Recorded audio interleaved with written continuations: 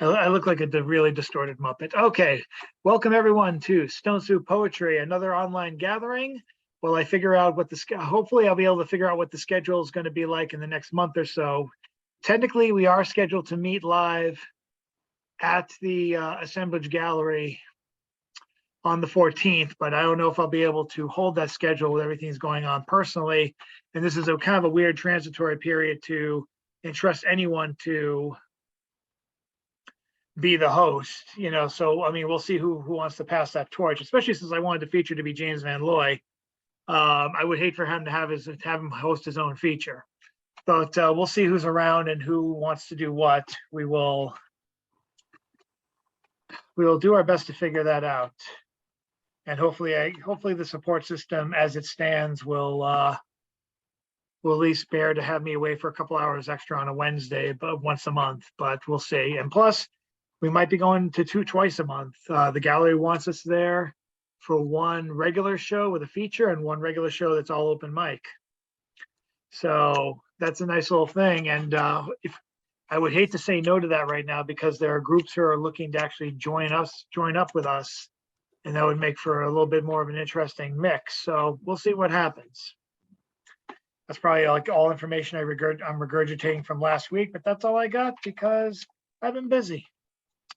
And the Ramden Native 5000 is taken forever. Oh, it looks like it wants to start. Oops, looks like Ethan Mackler is texting me. I wonder why. Oh, I see what's going on. The way the new Zoom's set up, you can't see the waiting room as easily as you did before. And plus, I didn't get a notice. But it looks like Ethan Mackler is joining us in a few moments. There he is. His sound usually comes a little later than others. Oh, looks like he's right on time. Okay, great. So we're going to start, according to Ramden Native 5000, by asking Nancy Dodson, one of our participants returning from last week's absence, to unmute herself and chime in with her poem. Mist impressions. Mist comes, dawn breaks on, dewdrops here everywhere. Light pours into blurred eyes. The rainy mist comes, light breaks into dots. The flowers are in, petals fall. Mist comes, a rain torrent. Leaves fall, one cannot see.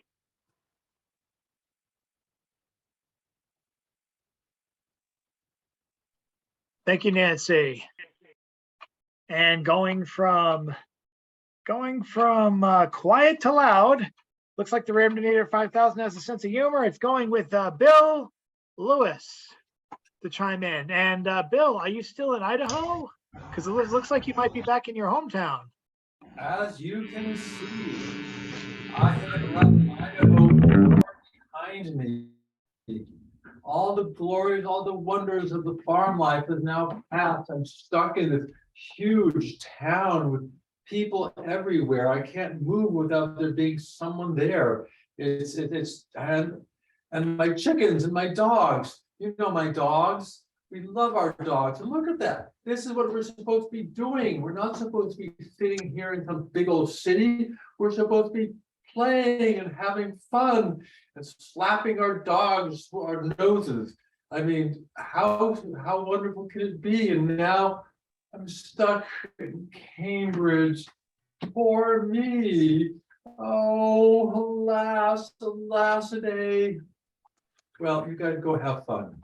I'll just blur myself instead. I do have a formal offering to the Poetry Society here. La la la la la la la la la la la la la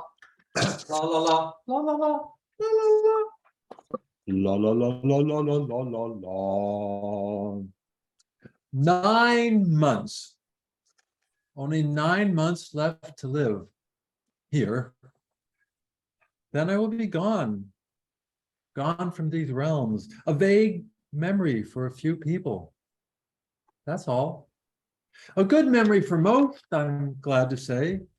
my colleagues a bit, my artist friends a bit more, and my students, yeah, a ton. There are a lot of kids out there. I was a big deal. I was it. The cat's meow. Yes, sirree. That makes me happy. What should I do in Boston in my last 9 months?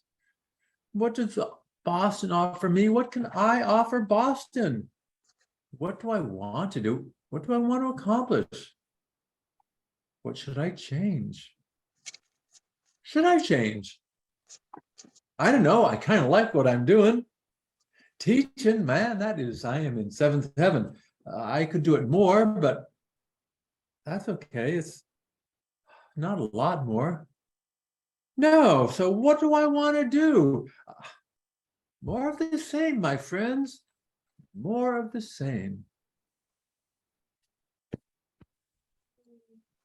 We hit it out again short, and my time was just faster than I thought it would be. Thank you, Bill. And now the Ramdonator 5000 has chosen next. Let's welcome up Miss Jan Rowe.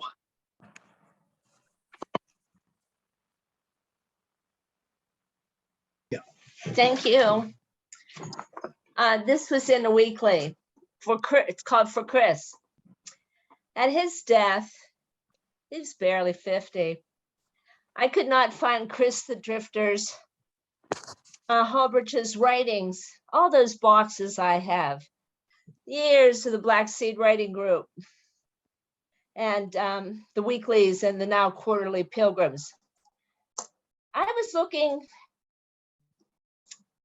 for his writing. He wrote about being found dead. And so after he was really found dead in a hotel room, Pine Street, awaiting housing, he's homeless again. He said, when he wrote this piece that I couldn't find, that they found him dead and they said, oh, another drug addict, when really he had frozen to death. And there was another writing I was looking for, couldn't find. He was sleeping in the winter outside on the steps of Emmanuel on Newbury Street. He was very depressed, suicidal, and walked or stormed down to talk with maybe the best team at Boston Medical Center, only to be told by security that the best team didn't work weekends. So when he got back to Emmanuel steps on Newbury, he found that a homeless, mentally ill person had taken all his stuff. So when his mom died, Reverend Mary was able to find Chris. He was in Montana, and we had a service for his mom on the cathedral porch. I think he said the beautiful place where he had camped, the rushing stream and the beautiful trees. I think he said it had been gone in a forest fire. And also I wanted to ask him, he had returned a housing voucher to Boston Housing Authority, BHA, and I wanted to ask why, because I have somebody else that did that. We never know when will be the last time we see someone. Thank you.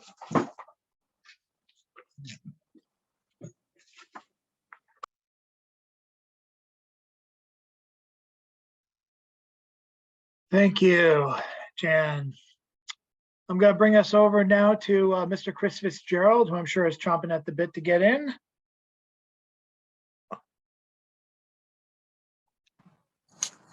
All right, so you can hear me.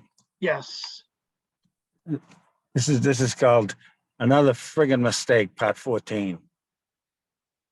As you probably have guessed, I'm getting a little too friggin' old to be doing girls, boys, body part poems. I did more than my fair share 30, 35 years ago. I thought I had exhausted the genre, but this July I was provoked into hopping back into that field. 10 days in a row, I got this anonymous text message, Chris, inexcusable familiarity. You give us 6 to 10 weeks, with our new pills, we'll grow your dick size 2 to 4 inches, guaranteed. It isn't cheap, but I think you will agree you get what you paid for. This is my response. This work is dedicated to the people who appreciate life when it is toe to toe and face to face, not smothered by a screen and anonymous text. First off, I want to thank you for your genuine concern about the size and shape of my body parts. I thought I was alone, all friggin' alone. I didn't know there was people like you unselfishly trying to rid the world of the scourge of small pecker syndrome. Again, I salute you. By this time, I'm sure we're all aware that the World Health Organization, in the most uncertain of terms, stated last year that small pecker syndrome is the fourth leading cause of group suicide and the fifth leading cause of outrageous and uncontrollable belly laughs. Here I was farting around, getting involved with climate change and recycling, not up the wazoo, but up the yin yang. I must have got lost. I must have got lost. I must have got lost somewhere down the line. I'm now changing the tune.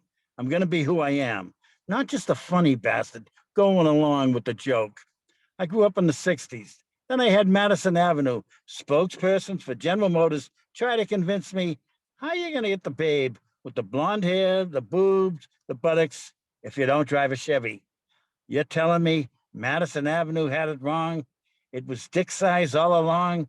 That 10-20 I was saving every week, I would have been better off investing that money in a chemistry set and making my own dick growing pills. And we'll have fun, fun, fun since my daddy took my T-bird away. Fun, fun, fun since my daddy took my T-bird away. And I purchased my first dick growing chemistry set. Thank you. To be continued, I guess. Okay, let's well, we will welcome now Mr. John Wesick, Hi, Chad. who I think later on will have a fedora off with Mr. James Van Loy, but we'll Yeah. see what happens. So, with apologies to the Charlie Daniels band, this piece is called Giuliani Went Down to Georgia. Giuliani went down to Georgia. He was looking for votes to steal. He was in a bind because Trump was way behind, and he was willing to make a deal. When he came across the DA writing subpoenas and slinging them hot, and Giuliani played attorney-client with Trump and said, "Girl, let me tell you what. I guess you didn't know I'm a lawyer too, at least until I was disbarred. Now you got a pretty good grand jury, girl, but why you gotta make it so hard, making me travel to Atlanta by bus or train or car?" The DA said, "My name is Funny, and I'm gonna win, and you can bet you're gonna regret, 'cause I'm the best that's ever been." Giuliani whipped off his hair dye and said, "I'll start this grift," and nothing else passed his lips except, "I take the fifth." All the hacks at Fox News made an evil hiss, while Lindsey Graham filed appeals for judges to dismiss. Fonny said, "You're pretty sick, old son, but sit right there in the witness chair and I'll show you how it's done." Classified documents out in the sun while Trump considers a 24 run. New York, Georgia, and feds closing in, holding our breath for justice to win. Giuliani hung his head because he knew he'd been beat. At least he climbed off the witness seat, while Fonny cracked a smile. "Come on back to Georgia. I'll see you at your trial." I can hear the violin solo, the fiddle solo in my head. Yes, let Yeah. us, very nice. Let's go now to Julian Powers.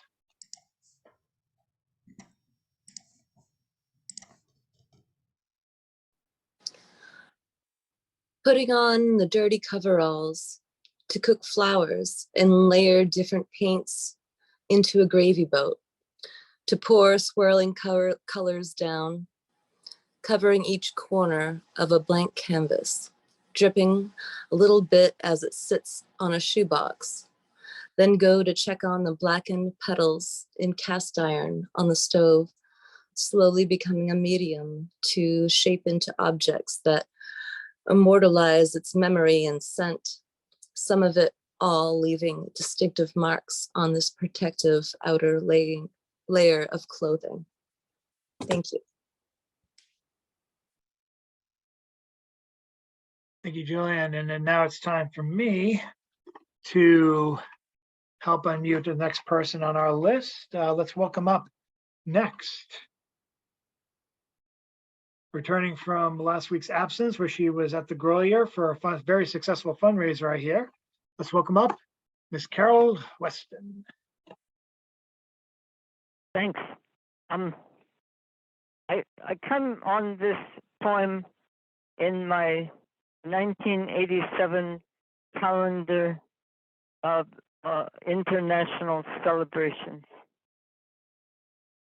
She stretched my heart and used it for a drum, keeping time for dancing with the moon, the stars, and the sun.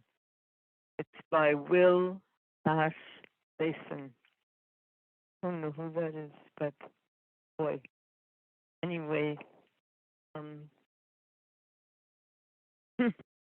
so this is my autobiography in 5 lines. Sperm, the pollywog my father gave. Egg, the tennis ball my mother gave. Fall, the step I tried to take. Dream, the voice I tried to speak. Sun, the ball that lifts me by my arm. Thank you.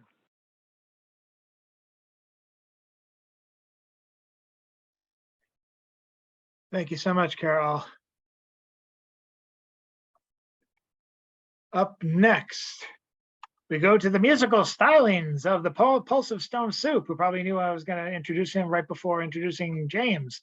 Let's welcome up and then ask him to unmute, Mr. Ethan Mackler.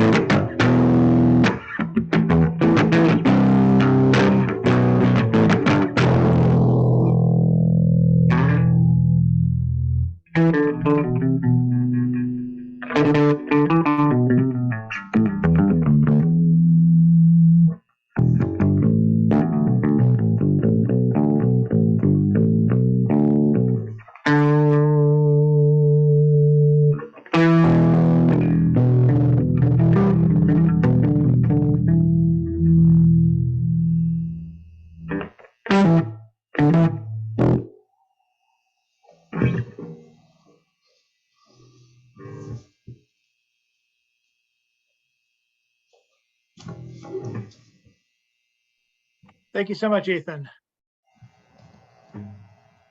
And now up next, we will be calling on the closer of this first round of the two round robins, Mr. James Van Looy. Check out his column, It's All One Thing, features every Thursday at 11 o'clock at Oddball Magazine. Take it away, James. Okay. So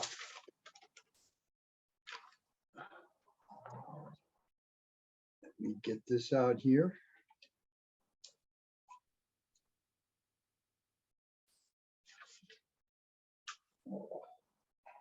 Shoot. This is called Epiphany 2. Genealogy and persistence bring us on this pilgrimage through time. When time itself is foreshortened, the temporary illusion in the sea of entropy. Billions of quick years, billions flashing light years, stars slowly vanishing in space and then blink out.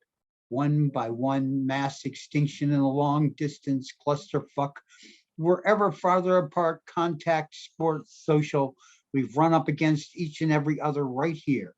And this all one thing, people everywhere, we turn and we bring ourselves back into the transgressed boundaries and borders to the ephemeral nowhere that's now here, present day.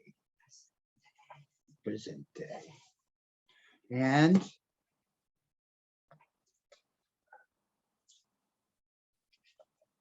here's a Dutch song.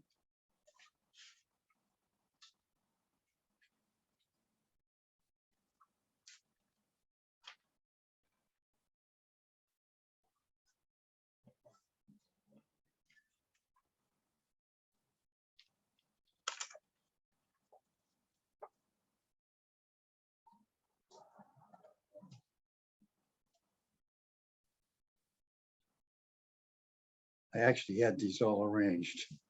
That's why you're supposed to. And I lost it all. Oh. Oh.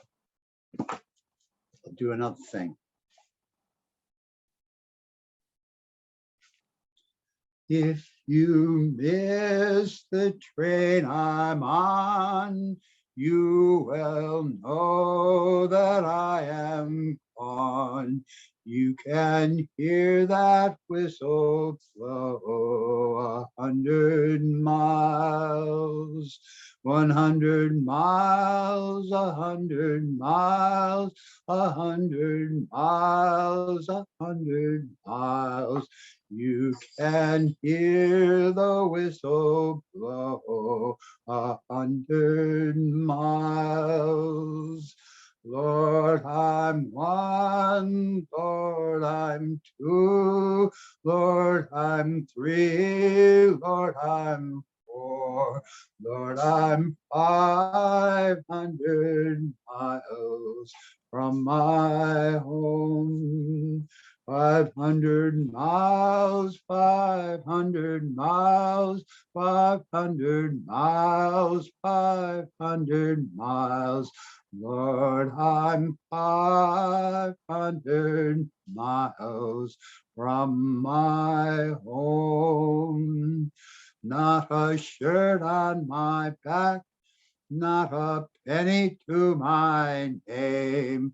Lord, I can't go home this away, this away, this away, this away, this away. I can't go home this away. If you miss the train I'm on, you will know that I am gone. You can hear that whistle blow 100 miles. Thank you.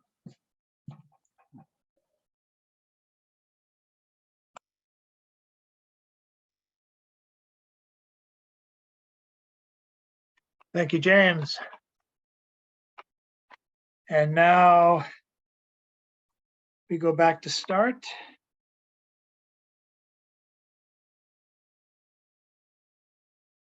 As we ask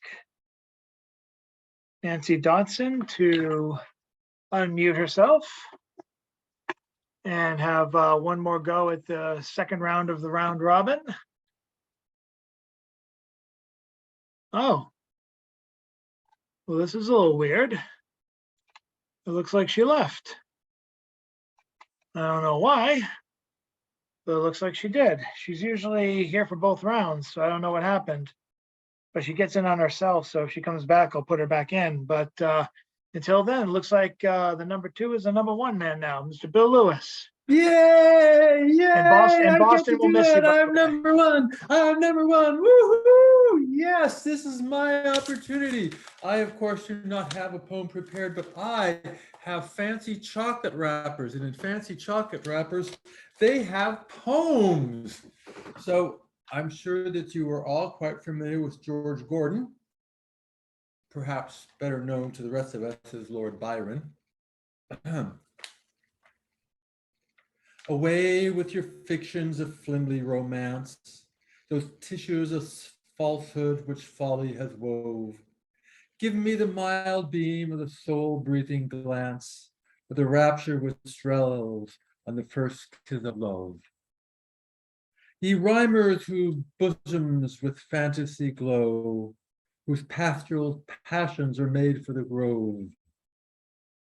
From what blessed inspiration your sonnets would flow, could you ever tasted the first kiss of love?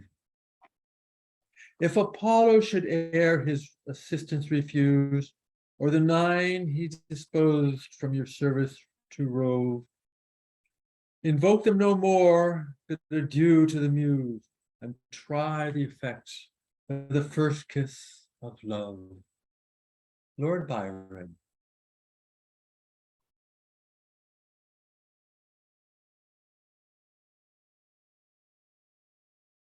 Thank you so much, Bill. And it looks like we are rejoined with Nancy Dodson, who, if she wants to unmute herself, can read along.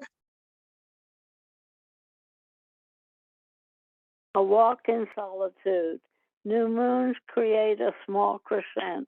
A star lights up the sky. A light proceeds along the pathway. A dog's statue appears before me. A dog barks, but I stay on the path. Solitude breeds delight. Joy envelops my soul alone.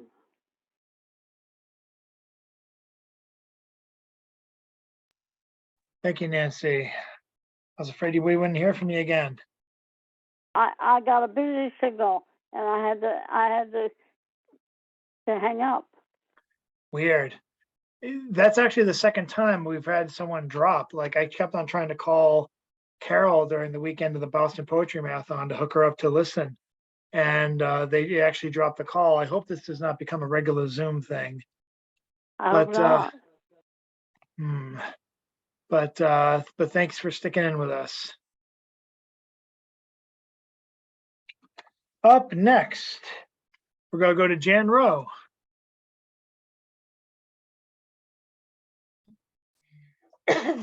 I have to thank John Wessick for this, because after he read it, I had to seek it out. This is a poem by Steve Kowick, who has now passed on a couple years back. I attended poetry reading. The fellow reading poetry at us wouldn't stop. Nothing would dissuade him, not the stifling heat, the smoky walls with their illuminated clocks, our host who shifted anxiously from foot to foot, polite a pause had stiffened to an icy silence. No one clapped, nor nodded, no one sighed. Surely he must understand that we had families waiting for us, jobs we had to get to in the morning. That chair was murdering my back. That cappuccino tasted unaccountably of uric acid. Lord Bullfight posters flickered in the red fluorescent light. I suddenly knew that I had died. And for those much too windy readings of my own, had been condemned to sit forever in this damned cafe. A squadron of enormous flies buzzed around the cup of piss I had been drinking from. Up at the mic, our poet of the evening grinned and flicked his tail and kept on reading. Thank you. Thank you, Jen. Steve Cowett was like the grand old man of San Diego poetry, and he died about, I don't know, 5 years ago or something. On April 1st, he died on April 1st. Oh, So God. Oh, wow.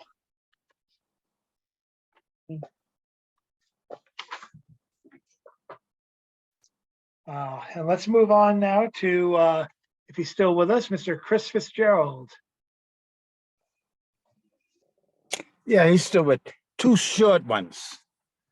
The first one's called Poetry, not Rhetoric. Butler Yeats' famous line, rhetoric is your argument with other people, poetry is your argument with yourself.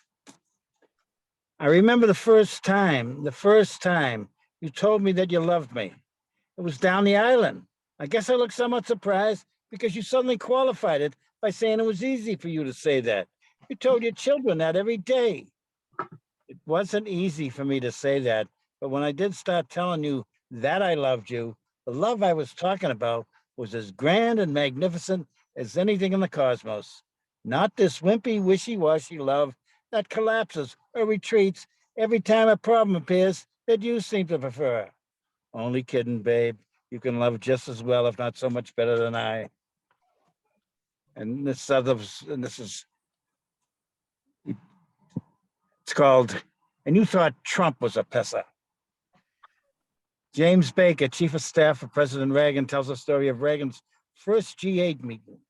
Baker leaves a small stack of papers for the president to read the night before the president's first meeting with European leaders, helping him to get up to the challenge of the world's problems. Next morning, Baker notices papers haven't been touched. But Mr. President, you told me you were going to look at those papers. Jim, I started to. The Sound of Music was on. The hills are alive. Nancy loves The Sound of Music. All I ever got out of that movie was a backhanded slap in the face. The people living in the valley, walking around gloomy, morose, working 2, 3 dead-end jobs. Can't break into a hum, never mind a whistle, while the people in the hills singing, drinking, dancing, and of course fornicating. They don't even think about getting up for work in the morning, except that one guy 9 years ago. All right, we've heard that story too many times. The Sound of Blanking Music. I've always hated politicians who pit those two groups against each other for some short-term political gain. Just say no to Nitwit Nancy. We got time for one more? Sure. This is called the Luncheon Special. Then I called you from Dublin. 3 months of Sundays had elapsed since we had been toe-to-toe. Enthusiasm was pouring through that machine, but you kept saying, no change, challenging my authority on how your voice sounds when permeated by another being. Your last words, have fun in Dublin. It was pub quiz night in Dublin. My job was to answer the arcane American historical questions, such as, what was the first name and religion of the third virgin Elvis Presley slept with? I said, Cindy Lou Shakers, but it was Betty Jo of the Quakers. After the game and maybe one more pint, I think I'll leave a message on a business answering machine. Okay. Say I come back to America. Say I come back. It's 1 o'clock in the afternoon. I'm seated at a booth all by myself at Am Ryan's restaurant.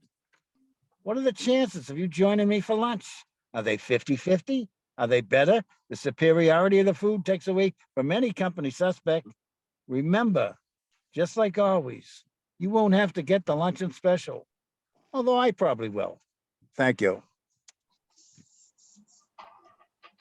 Thank you, Chris. Up next is Jillian Powers.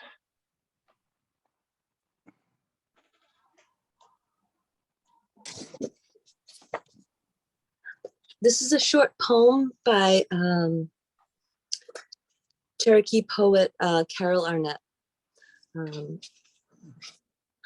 where all the good things are. A red-tail's nest 40 feet up the east side of a white pine.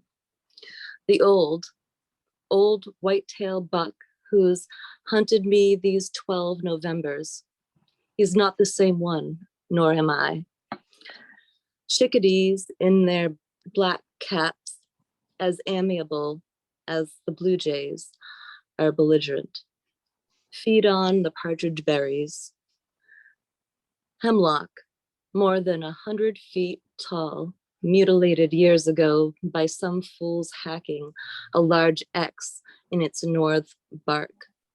A sapling long before Columbus got lost.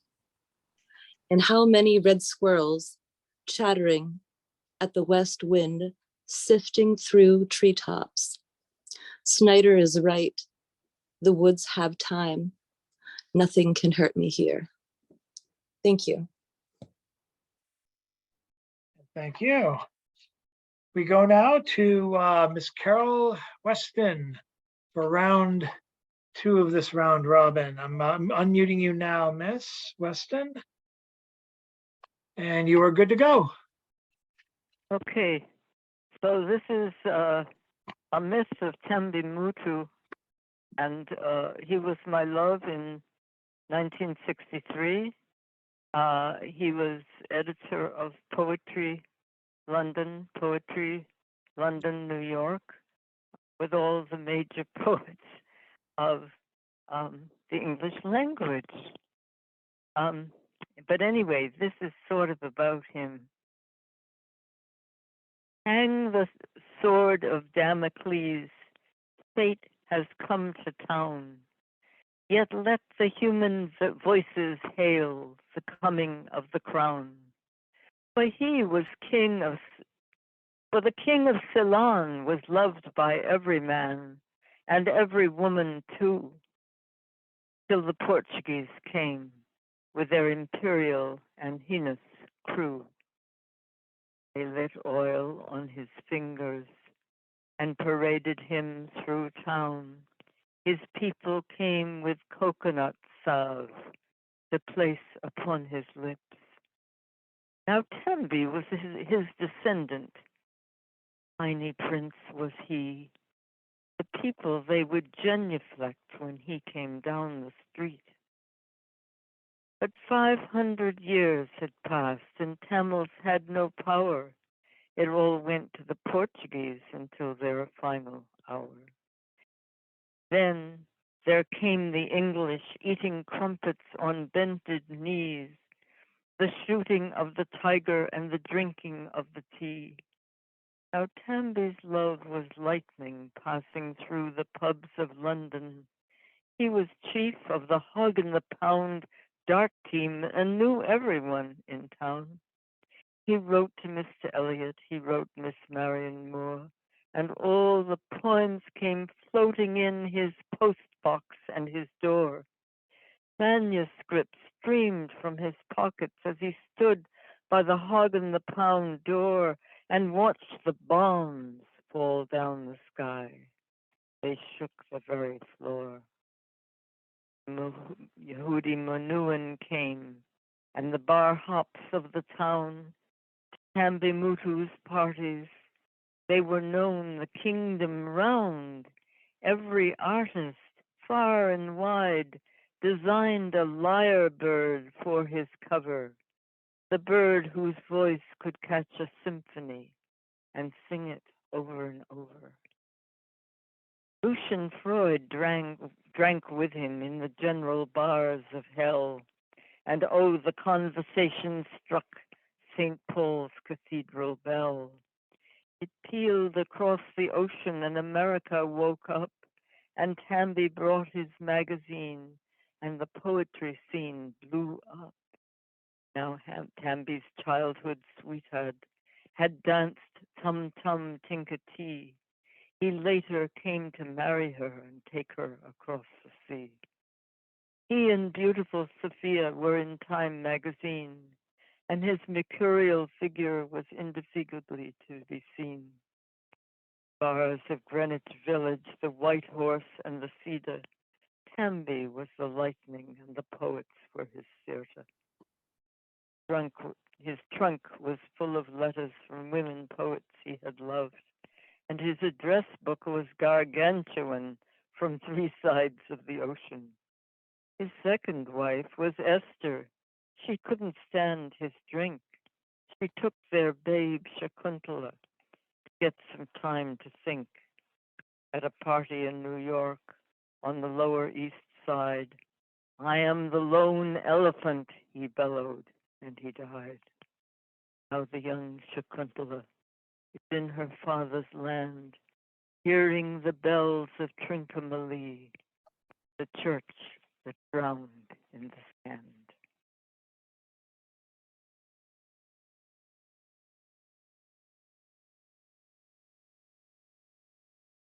Thank you. Thank you, Carol. We have one person to join us towards the end. He can go a little long because he missed the first round, but before we do that, we're going to have our musical interlude as previously scheduled by Mr. Ethan Mackler.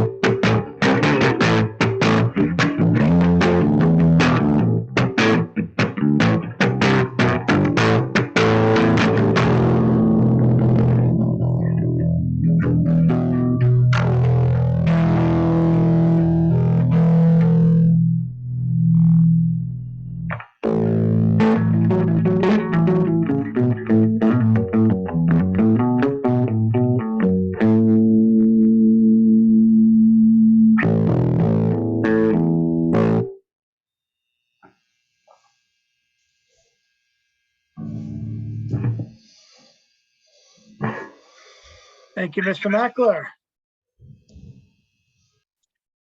And now, glad he's back after last week's absence. A lot of people were absent last week. I'm glad these people are back, including this one coming up, Mr. CCR Chagra. Okay, thank you. Welcome, everyone. Yeah, it's been a very busy week. Lots of good stuff, but definitely tired. From my first book, Poems, where Aldo Tamberlini did the cover. I miss my friend Aldo. A classical dream. I dreamed I was Mozart dreaming in the deep of night about the light of day. The piano nowhere near, under a filtering shade tree. Angel wind appeared in a swirl of leaves still dying. Sun shower falling as shattered mirror pieces, a score of brilliance sounding. My solo heart drum beating. A crescendo crashed on my face and I woke up drenched in tears. And then I'll read one from the open mic poem collection there. The open microphone's coming out. It's getting closer and closer. I've been saying that for 2 years. That's the new cover. All 3 books is 1 plus 3 essays. And I'd like to read the Jack of Poets. And if Ethan wants to go, I'll wing something with him later on. You want to do that? Is that okay, Chad? Close down with that? Sure. Okay. All right, later So- after James, you mean? Yeah, after I'm going to read Jack of Poets, and then you do something similar to what you just did, and I'll 12 barred or whatever it is. I'll find some way to do a War of No Heroes. I like that. And it's a lyric that I could somehow fit in there. We'll make it up. If it falls, it falls. If it lands, it lands. If it flies, it flies. So do you want to do that now or wait until after James reads? What do you want, James? You'll have to unmute yourself, sir. Whatever James wants. Yeah, James. go ahead and do what you want to do. Okay, let's do this, and then so this is for Jack. It's the only poem in the that actually is focused on someone, and it's for Stone Soup. The Jack of Poets dealt with the art of voices feeding you at the end of all moments that die. To guard hunger's right to speak free of truths starving, a recipe to savor the heart of time. The air of soup gives, as the winds carry words, and they came one by one to this word of mouth feast. Each came to add to the soup's endless giving. Amongst them were those with end of the world ears, questions on madness, on what peace of mind is, for sounds of hope birthing and the soul of words resting deep inside the life of inspiring alive. And so came the contributors with the gift of precious listening, not hungry to share, just happy to donate, no need for a portion of speaking one's poetry.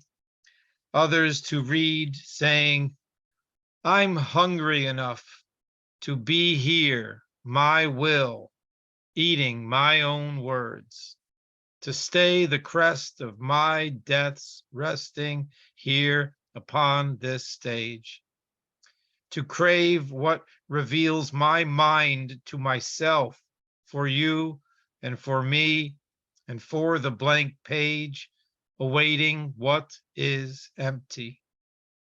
Admitting my donation here is more than my presence, less than my pride, and beyond my self-importance. As the listening surrounds the voices to hear with not silent minds, admitting I'd never think so much of my life position, to believe that my life will, believe my life will, to believe my life will, to believe my life will never know such a hunger admiring. What courage to admit words in public, to know nothing, and the hand of the voice can still feed you. As the Jack of Poets once said, they are willing to be scared, to give and receive their love-exposed fears, alive for some living, to nourish the lone soul of you and the soul of the planet we die on.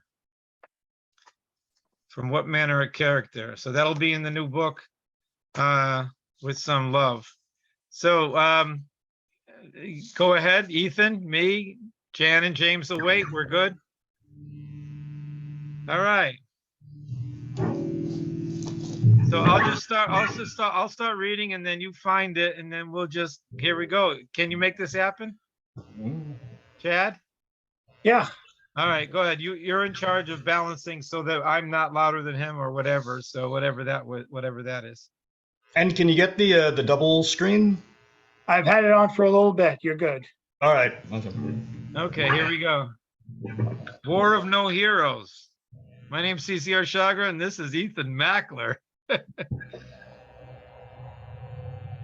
This war of now, there are no heroes. No voice insulting love. The life of peace begins here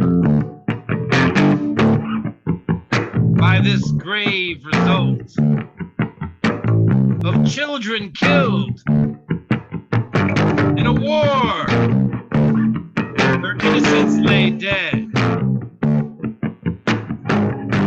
Come into the garden where humanity must grow and ask the cheers of victory to become tears you lost. For the loss of life must not be foreshadowed by some joy.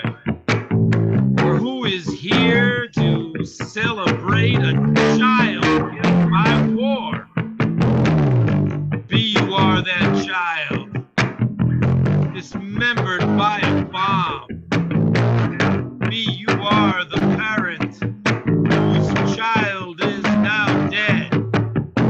Now be you stand in ruin, no history born free. See the crimes of arrogance and heal the bloody flags. And wave the flags now mourning. Salute what is ahead. Expose all of war's evils and the profiting of this. The fuel of information, what is pumped into your head. Don't erase or sanitize our flags not blue and red. And don't hate the peaceful movements. There are hearts against our cries to kill. There is no flag divided from one nation on one world. For without a peaceful movement, the world will see us all bloodthirsty. A pure mocking of democracy, pure hypocrisy as us. And if freedom spits to the wind, it naturally blows back. What hero wants to have the dreams of a child's last breath? This war of now, there are no heroes. No voice insulting love. And the life of peace begins here by this grave result of children killed in a war where innocents lay dead. Let the crimes of war be said. Let all the crimes of war be said.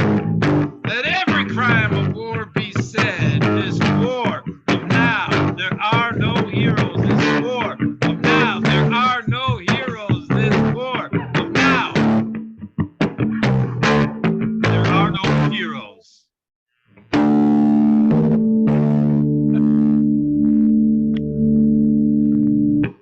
Ethan Mackler. Yeah. I hope you caught that one. Thank you, Ethan.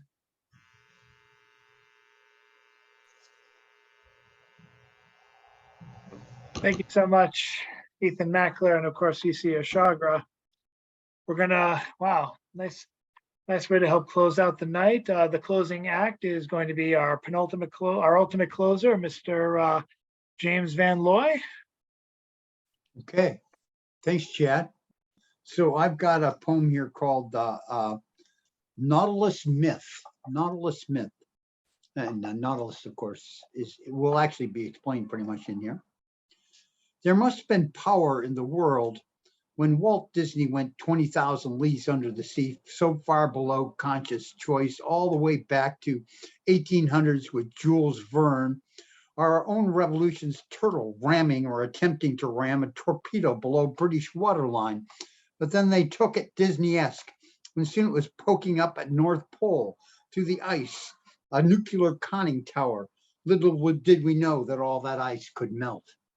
So only toward the end of adult life, as I began to imagine life without work, did I pick up a science textbook stuck to the garage floor of wife's ex-second mate who was ridding himself of everything, selling his house into bubble of aught years derivative Ponzi scheme, and moving to Italy with Rose Moon, my wife's third and actually last child, to buy a farm overlooking the Adriatic. And the book just wanted to open on up to the cutaway view of the spiraling septum, only to realize that's the dazzling insides of this beautiful sea creature, so vivid.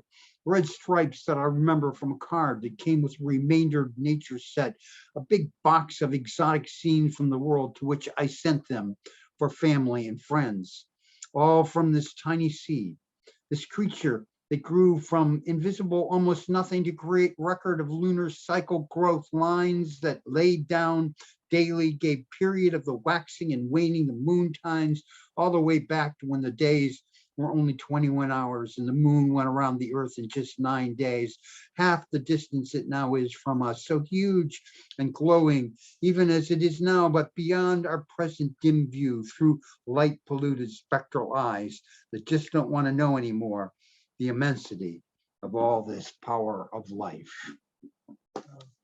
And you see here, here's the Dutch song.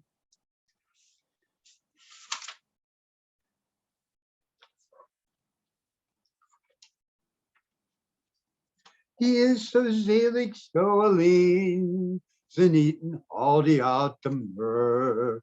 Die eenzaamheid die drijft hem voort, dat is wat men van hem denkt, is niet getrouwd.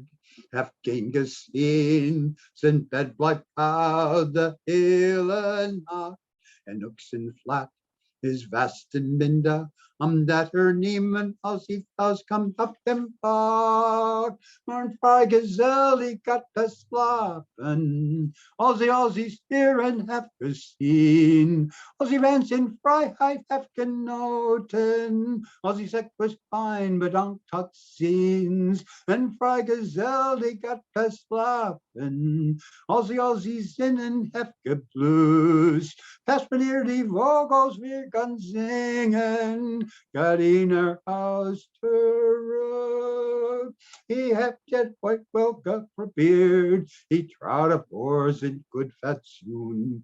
Hij heeft er heel wat van geleerd, niet echt, hij zou het nooit meer doen. Hij kan niet zus, hij mag niet zo, zijn groggies hage warm aan de smand. En elke avond weer kassie kijken, zo had hij van verveling aan veel van de slaap. Maar een vrijgezel die gaat te slapen, als hij stieren heeft gezien, als hij wens in vrijheid heeft genoten, als hij zegt was fijn, bedankt tot ziens. Een vrijgezel die gaat te slapen, als hij zinnen heeft geblust, pas wanneer die vogels weer kan zingen, gaat hij naar huis terug. Gaat hij naar huis terug. So that's a Freigazelle, fast slopping. A free guy only goes to bed late. Thank you. Thank you so much, James. And thanks to everyone who made it out tonight. As I give updates of what's going on in my home, or as I get updates of what's going on in my home in the weeks to come, I'll be able to flesh out a more coherent Stone Soup schedule. But that won't be for a couple of days from now, not until after my girlfriend's doctor's appointment. But until then, I bid you all farewell. I thank you all for being part of this and continuing to be a part of this. Hopefully the live shows will flesh out more and we'll have time to in the weeks and months to come. The gallery still wants us there. They want us there more. I don't know if I can give them more right away, but I'm going to give them what I can, what I'm able to. And regardless of what happens, Stone Soup will find a way to keep on going, and hopefully we'll get some features back. I've gotten a lot of interested people, but this summer is so busy for so many people starting new jobs and what have you. Haven't been able to fill a spot for August, but hopefully come September, we'll get more. So we'll let you know more when I know more. Until then, we'll do the obligatory wave. And do I usually do this? I usually use this hand. I'm a left-handed waver, I guess. So thank you guys very much for being here, and I'll be on my way as I work on getting this video up and getting more stuff up for Stone Soup in general. And trying not to say as much in my monologue, but thank you guys so much and have a good week. Have a great weekend. Take care of yourself. Take care of someone else. Take care of that little pug, Julianne. I don't know where she is, but hey, take care and have a good night. Could be like this every week. All we need is you. Thanks to Ethan and Cece in particular for the music. Oh, thank you, Ethan. Yeah. I put some stuff in the chat about the project if you want to check it out. Deep dives and ask questions. Thank you. Thanks, Chad. Good night. Good night, everyone. Show's over. See you next time.